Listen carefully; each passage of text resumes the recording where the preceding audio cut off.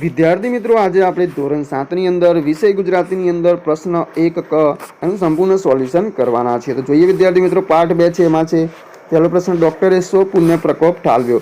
તેમાં લખીશું, ગામ લોકો ભેગા તો થયા પણ ડૉક્ટરે દવા માટે મદદ કરવા કહેતા એકબીજા સામે જોઈને વિખરાઈ ગયા। પુણ્ય પ્રકોપ ઠાલવતા ડૉક્ટરને થયું કે આવા આગેવાનો જે લોકોના ભલા માટે પાઈ ન ખર્ચે એમને દવા તો ન જ આપવી જોઈએ પણ એમને લૂંટી લેવા જોઈએ। પ્રશ્ન 2 છે, એમાં છે તૂટક વાતોમાં ડૉક્ટરને ભીખા શેઠ વિશે શું જાણવા મળ્યું? તો તૂટક વાતોમાં ડૉક્ટરને ભીખા શેઠ વિશે આમ જાણવા મળ્યું, શેઠ પોતે ખૂબ કષ્ટ વેઠતા હતા, મોજ શોખ કરતા ન હતા। આ બધું તે પૈસા ભેગા કરવા નહીં પણ ગુપ્ત દાન કરવા માટે કરતા હતા। પાઠ નંબર 3 છે, એમાં છે પહેલો પ્રશ્ન, બોડી ગાયને સ્વચ્છતા ગમતી એવું તમે શા પરથી કહી શકો? તેમાં આપણે લખીશું, બોડી ગાય પોતાના પીઠ પગ વગેરેને જીભ વડે ચાટીને ચોખ્ખા રાખે છે। તે ગમે ત્યાં ગંદી જગ્યાએ બેસતી નથી, તે પોતાના વાછરડાને પણ ચાટીને ચોખ્ખા રાખે છે। આ પરથી કહી શકાય કે બોડી ગાયને સ્વચ્છતા ગમે છે। એના પછી બીજા નંબરનો પ્રશ્ન છે, એમાં છે બોડી ગાયના મૃત્યુ પછી લેખકના બાએ શું કર્યું? તેમાં લખીશું, બોડી ગાયના મૃત્યુ પછી લેખકના બા તેમની સગી દીકરી મરી ગઈ હોય તેમ રડ્યા। તેમનાથી તે દિવસે ખાઈ શકાયું નહીં। તેમને બોડી ગાયને ચાલ્લો કર્યો, ફૂલ ચોખા ચડાવી ભીની આંખે પ્રણામ કર્યો, પછી લેખકના બાપુની જૂની વાડીમાં જ એક પીપળા નીચે ખાડો ખોદીને દટાવી દીધી। પાઠ નંબર 5 છે, એમાં છે નોળિયા વિશે ટૂંકમાં જણાવો। તેમાં લખીશું, નોળિયો સાપનો દુશ્મન છે, તે સાપ કરતાં વધારે ચાલાક અને ચંચળ હોય છે। આથી બંને વચ્ચેની લડાઈમાં મોટેભાગે નોળિયો જીતે છે। નોળિયો પોતાના દાંતને વધારે તીક્ષ્ણ કરવા આ માટે વનસ્પતિના મૂળ ખોદે છે। પ્રશ્ન નંબર 2 છે, એમાં છે તમારા ઘરમાં અચાનક સાપ આવી ચડે તો તમે શું કરો? તેમાં લખીશું, મારા ઘરમાં અચાનક સાપ આવી ચડે તો સૌપ્રથમ પરિવારના બધા સદસ્યોને હું સાપથી સુરક્ષિત અંતર રાખવાનું જણાવું। ત્યારબાદ અનુભવી વ્યક્તિ કે સાપ પકડનાર સંસ્થાનો સંપર્ક કરી સાપને પકડીને તેના રહેઠાણ જેવા કે અવારું જગ્યાએ કે જંગલમાં પાછો છોડી આવવાની વ્યવસ્થા કરવા જણાવું। પાઠ નંબર 6 છે, એમાં છે છોકરાના પિતાની હોડીની મદદે જવા કેમ કોઈ તૈયાર ન હતું? તો હોડી ઘણી દૂર હતી, પવનનો ઝપટો ખૂબ અનેરો હતો, આકરો હતો, દરિયાનો વેગ અને એના સુસવાટા ભયાનક હતા। તેથી દરિયા કિનારે જામેલી માણસોની કઠમાંથી કોઈ છોકરાના પિતાની હોડીની મદદે જવા તૈયાર ન હતું।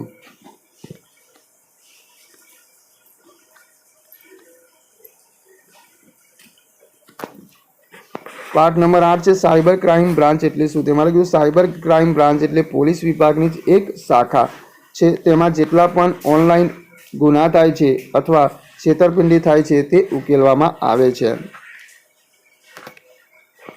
સલીમના પડોશમાં રહેતા નિવૃત્ત બહેન સાથે કેવો સાયબર ગુનો થયો હતો? તો સલીમના પડોશમાં રહેતા નિવૃત્ત બહેન ઉપર ફોન આવ્યો હતો કે તમારા મોબાઈલમાં OTP આવ્યો છે, આપો નહીં તો તમારું બેંક ખાતું બંધ થઈ જશે।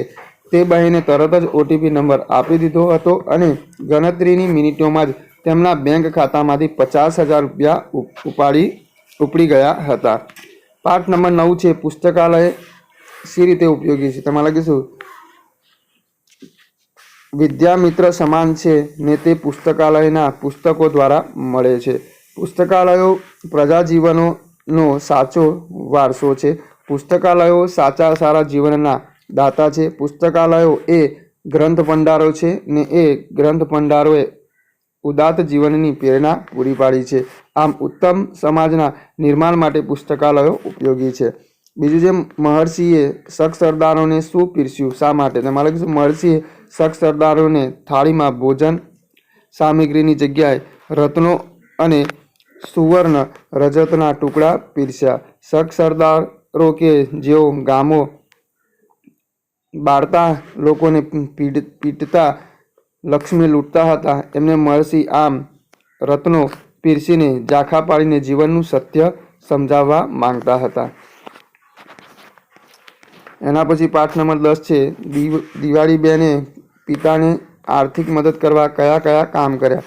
તો દિવાળીબેને પિતાને આર્થિક મદદ કરવા બાળ મંદિરમાં તેડાગર રૂપે કામ કર્યું. 20 વર્ષની ઉંમરે તેઓ એક હોસ્પિટલમાં નોકરીમાં જોડાયા. આ ઉપરાંત તેમણે રસોઈ બનાવવાનું કામ પણ કર્યું. એના પછી છે દિવાળીબેનને કયા કયા પુરસ્કાર સન્માનમાં મળ્યા છે? તો મારે લખીશું દિવાળીબેનને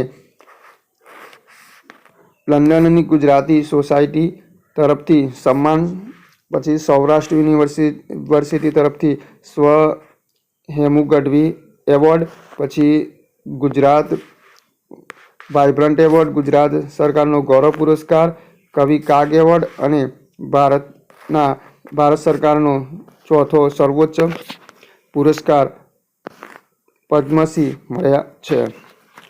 પાઠ નંબર હવે અહીંયા જોઈએ તો પ્રશ્ન નંબર 1 ડ છે, એની અંદર પાઠ નંબર 3 પહેલો પ્રશ્ન છે બોડી ગાય આખા ગામની લાડકી હશે એમ શાના પરથી કહી શકાય? તો લખીશું બોડી ગાયને ગામ લોકો બહુ માન આપે.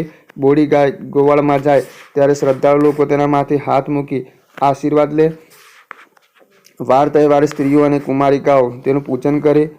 પછી છે સંક્રાંતિના દિવસે લોકો ઘૂંઘરી ખવડાવે. સારા નરસા પ્રસંગે લોકો બોડી ગાયના છાણ મૂત્ર લઈ જાય. આ પરથી કહી શકાય કે બોડી ગાય આખા ગામની લાડલી હશે.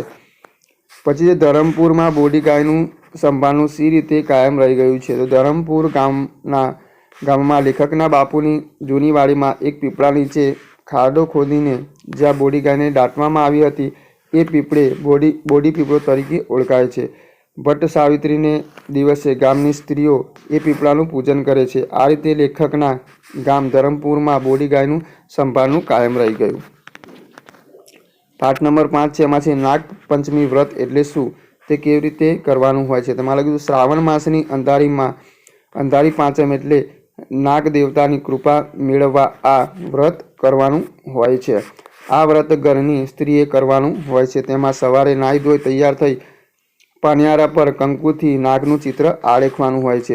તેની પાસે ઘીનો દીવો પેટાવીને કુલેરનું નૈવેદ્ય ધરવાનું હોય છે. આ વ્રત કરનારને એકટાણું કરવાનું હોય છે, જેમાં તેને આગળના દિવસે બનાવેલ બાજરાનો રોટલો ખાવાનો હોય છે. દિવસમાં એકવાર નાગપંચમીના વ્રતની કથાનું વાંચન કે શ્રવણ કરવાનું હોય છે. બીજું છે વ્રત એટલે શું? વ્રત શા માટે કરવામાં આવે છે? એમાં લખીશું વ્રત એટલે નિયમ લઈને આચરવામાં આવતી સંસ્થાત્મક ધાર્મિક ક્રિયા. હિન્દુ અને જૈન ધર્મમાં વ્રત એ ઉપવાસનું મહત્વનું અંગ છે.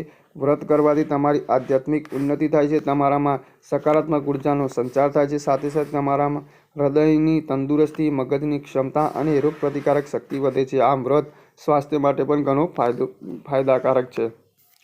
પાઠ 6 છે એક વર્ષ પછી લેખકની નજર પેલા છોકરા પર પડી ત્યારે તેમને શું યાદ આવ્યું? તો એક વર્ષ પછી લેખકની નજર પેલા છોકરા પર પડી ત્યારે એક વર્ષ અગાઉ તેને કરેલું